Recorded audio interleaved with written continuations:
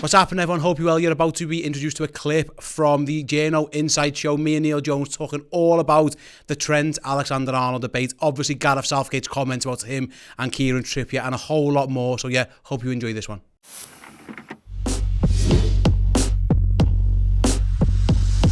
You've weighed in on a little bit on the Trent stuff as well. You've well done. You've sensed the opportunity, because I think everybody did. We spoke about it on our podcast. Everyone has seemingly got an opinion. I actually want to start on that because sometimes this happens in the absence of news. Everyone needs to fill time, especially like radio stations. And listen, we were the same on our podcast. How do you think this will be affecting Trent Alexander-Arnold? Because all eyes are on him. I remember this happened a few years ago. I think it was the pandemic season. And he got left out. He actually responded well in terms of his form. He kicked a bit of a kick up the backside maybe, but he is now all eyes are on Trent because it's such he's either crap or he's brilliant, and everyone's got the point. It just feels like over the next couple of weeks now, every time he's playing, it's going to be all eyes on Trent. Yeah, probably him and Harry Maguire, isn't it? Are sort of the two hot topics. You can Luke Shaw as well potentially, but yeah, I don't think it'll affect him too much in the sense of, I think he's comfortable enough in himself and he's comfortable enough in his game and assured enough of his place in the Liverpool team that I don't think he needs to do anything radically different. I don't expect to suddenly see him, sitting back and defending his own penalty area and playing like, a sort of a Gary Neville role, as a right back. I think he'll carry on playing his game, and it's not really down to him then, is it? There's a lot of people with opinions, and look, I don't think they're all sort of.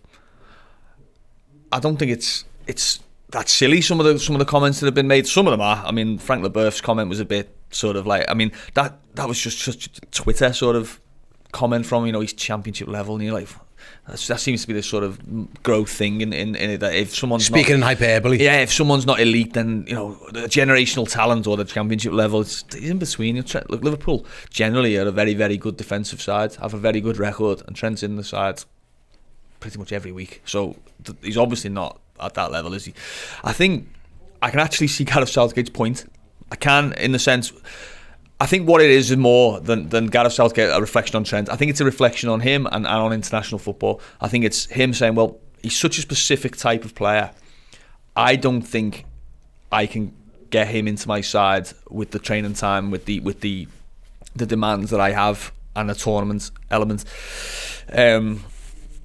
You look at really how specific Liverpool play, or the specific way in which Liverpool play. It's hard to replicate.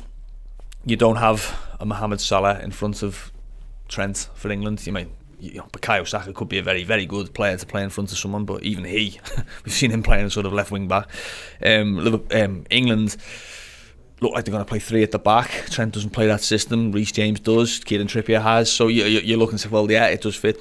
The one thing I don't understand really is why you wouldn't have him on your bench or in your squad. And I look at that and I think there's a few others I think the same of, really. I think Jadon Sancho, I look at him and say, why wouldn't you have Jadon Sancho on your bench? Just because that one time when it fires could win you a game. And you look at some of the squads that are going to the World Cup, and I look at sort of Brazil's talent, France's talent. You look at those type of teams and you think they could be ones that win the game off the bench by swapping the wingers or swapping it. England have got a player there in Trent who can just unlock a defence, take a free kick, put a corner on someone's head, switch the play and put someone clean through on goal. He's got that in him. Why wouldn't you have him in your squad? So I still think there's a good chance he goes to the World Cup, but I'm surprised that it's got to the stage where there's any doubt over it, because I think no other country would leave a player of such talent at home. Maybe Spain, because Spain are not picking Thiago. Yeah, again, it's that fitness. Who knows with that fitness and stuff. On the Trent thing, I'm with you in that. It doesn't have to. Reece James is really good, and Kyle Walker's really good, and Kieran Trippier is really good. Yeah. England are blessed with like 4 really good right backs there. There's probably others out there. Tariq Lamptey's just decided to go and play for Ghana because he was nowhere near it. In years gone by, them in first choice. So England have got options, but I'm with you, is that he is so unique in that. Fair enough, you don't have to pick him if you don't want to, but you're 1-0 down to Brazil in the quarter-final of a World Cup and you need a goal. Well, what do you want to do? Let's get Trent on for 10 minutes, because if we concede now, it is what it is. I agree with you on the centre-halves thing in that you need elite players to have a play around Trent, and my opinion, I don't know if you agree, is that you play 3 defenders because you don't think you've got 2 who are good enough. And if you don't think you've got someone who can cover for Trent, then I completely understand it, the way Gareth Southgate wants to play. I just get baffled by some of the, like, again, the Frank LaBeouf stuff, like he's a championship defender. It feels to me like it's gone too far the other way. Trent is clearly the best attacking of all those options. I wouldn't have anyone argue with me. Is he the worst defensively? Maybe. But that doesn't mean he's a crap defender. You know what I mean? The measuring stick is very, very high. And like, if, with all due respect to Kieran Trippier, if Kyle Walker starts at right back and England need a goal with 10 minutes to go, unless it's a free kick around the edge of the box, Kieran Trippier's not going to get one, where Trent may be more likely. That's where I don't get it. James Maddison might be in this boat as well. He's like, fair enough, I don't trust him to start, but surely in a 26-man squad, you can have 22 lads who fit to your system. Yeah. And then 4 I think as well, there's other, there's a quote from Southgate says Kieran Trippier's all-round game is ahead of Trent. Now that caused a lot of the I don't think it is, personally. I don't like, but also I think, Liverpool, Trent has a bad game in the Champions League against Napoli. Kieran Trippier has a bad game in the league against Wolves, for example, or Bournemouth, and it isn't. You don't get a sort of a segment on Match of the Day really saying Kieran Trippier here doesn't track back or this and that. You don't get that level of analysis with the Kieran Trippier. Kyle Walker made a mistake playing centre back against Italy on Friday. Was Reece it? James, they won the other day. Reece James, I've seen Reece James have some dodgy games. I think he's a very, very good player, by the way, all 3 of them. But it's not a case of there's only one defender who makes mistakes. I was speaking to you were with me obviously just before I went to speak to him. I spoke to Glenn Johnson recently about Trent, and he was saying, you remember Glenn Johnson used to have that debate. Oh, he's too attack minded. He doesn't get back and this and that. Ashley Cole used to have it. There used to be a debate for England that England would have to play Wayne Bridge at left back and Ashley Cole at left midfield because 1, England didn't have a left midfield, but 2, they couldn't trust Ashley Cole to play left back. And it just comes, it develops, and when the team's functioning really well and when the team's really working, and England's team at the moment isn't really working. The one time it has really was in the tournament in the Euros, obviously the World Cup a little bit as well. But when the team's working, a Trent will fit into any side because it'll all be natural. The cover will be there, and then you've got the quality on the ball as well. So I personally think it's more admission from Southgate that, look, this is such a specific type of player. I don't have the time or the skills, maybe a bit of both, to get him into this England side. And it's easier for me to put a Reece James, who's a more natural wing back, and maybe but he is. He's physically stronger and taller and that kind of thing than Trent, or a Kieran Trippier who's a little bit more behind the game and solid in terms of his positional natural position. So I don't think it's it needs to be sort of we see there's a lot of these accounts, aren't there, that love to do this sort of the throwing shade or trolls people. I think it's more just a reflection on the difficulties of international football, tournament football, and Southgate's coaching skills. Do you think because he's a centre half as well? Because we see Trent as Liverpool, people who follow Liverpool and watch Liverpool, he's not a defender. He plays at right back, but he's an attacking player, if that makes sense. Like, it's like the old style of DF as your back four, but no, it's like he's a right back, but he's an attacking player. Whereas England seem, and a lot of people think this way, because I've had this, I got drawn into it a few weeks ago, and I shouldn't have, but I did, and it was like, yeah, but you're seeing him as a defender, and the reply is, he's a right back, of course he's a defender. It's like, well, no, he's a defender at times, but he's more like Roberto Carlos was a left back, but he wouldn't say he's a defender, but Real Madrid and Brazil find a way. It's whether, I suppose, is Trent good enough that you change everything you do around it, you know what I mean? Like, I think, I'm not going to put words, I think England have probably got Harry Kane. I think Trent is world class in that level. There aren't that many more potentially. There's a few potential lads who are on the way, but it's whether the argument is, do you build a team around your world class players and fit everyone else in, or are you covering up your weaknesses because, well, we don't know if we've got a midfielder who can cover over there, or we don't know that we've got a centre half who can go over there, so we're going to patch it together.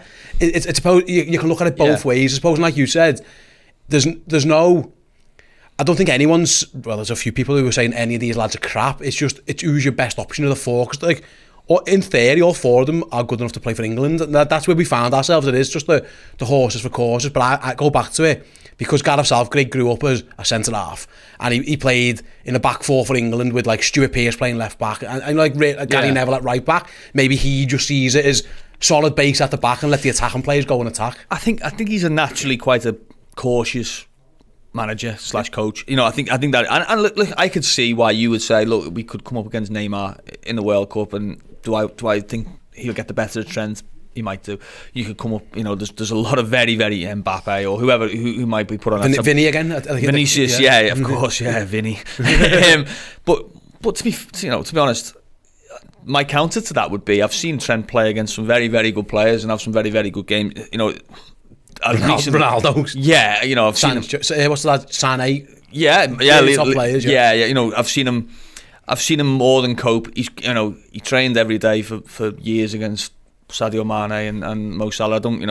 I haven't heard too many stories coming out that he's just been ruined in training and his confidence has been slapped. So he is capable of doing it, but I think Southgate just will err on the side of caution, and he traditionally has, hasn't he? You look at you mentioned some of the players there that are struggling to get either game time or game time in their favourite position. Bukayo Saka, we saw him left wing back and then right side of the forward line. It's taken Foden a while to get in, hasn't it? Bellingham's now looks like he's going to get the nod, but you could say that's overdue. Maddison's not getting in the squad. Ivan Toney got a call up, didn't get a minute. Tammy Abraham's been scored. There's a lot of players that are Tomori, Jared Bowen. There are a lot of players that would think, I could have done with a bit more of a chance. I think he'll go with what he knows and what he'll say. He knows he can trust. Maguire's an example of that, really. He's not picking players on form. Because I think the main. I don't think an international manager necessarily should always pick a team on form. I think you pick. I think your squad on form potentially. You don't really want to have too many players in your squad who aren't playing or who are playing terribly. But I think when you get into the stage where it's like, what do I expect from a player? I don't have any problem with him sort of saying, no, I trust Harry Maguire, or I trust Declan Rice or those kind of players who've done it for him in the past. If Harry Kane doesn't score a goal between now and the World Cup, he's still going to start England's first game of the World Cup, and rightly so. So I don't have a problem with that, but I think there is a balance to be struck, and I still think Trent will go to the World Cup personally. Fingers crossed he doesn't.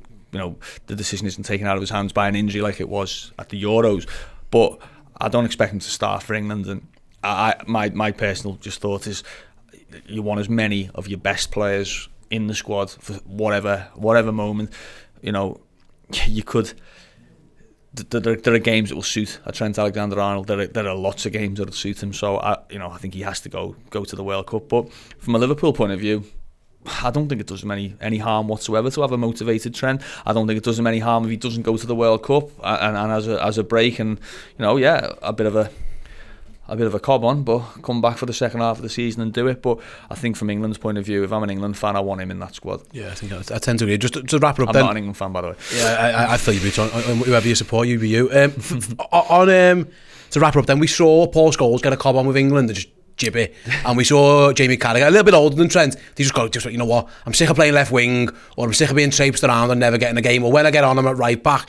Like, I saw John Barnes was asked about this in a few different, again, the talking heads have done it. Like, at some point, is it just going to be like, what? How often can you get called up and not play? For some people, it might just be like, with all due respect to Ivan Toney, I'm sure he was quite happy just to be involved for his first time. But Trent's played like less than 20 games for England now, and he's been in Liverpool's team for 5 years. At some point, you see it wearing on. He's like, be arse with this. No, because I think Gareth Southgate will be gone probably by the new year. And if he's not, I don't think he'll be that long. Well, England have done really well if he hasn't. Yeah. And then you've got no argument either then as well. But no, I don't think you get. He's 24 soon, isn't he? I think couple of days.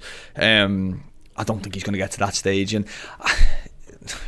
we're not getting too many players. I'm trying to think of other players that have retired from international football. Not too many do it in their early 20s, do they? And Joel Matip might be one of the few. But no, I don't see that point of view, and I don't see why it would benefit him really. I think Kieran Trippier's Kieran Trippier's older than he is. Kyle Walker's a lot older than he is. Obviously, Reece James is around the same age. So no, there's plenty of future in international football for Trent, I'm sure. I'm with you. It feels like there could be a manager out there who the day one walks in and goes, right, who are my best players? It's Kane, it's Trent, it's Bellingham, it's Declan Rice, whoever you say.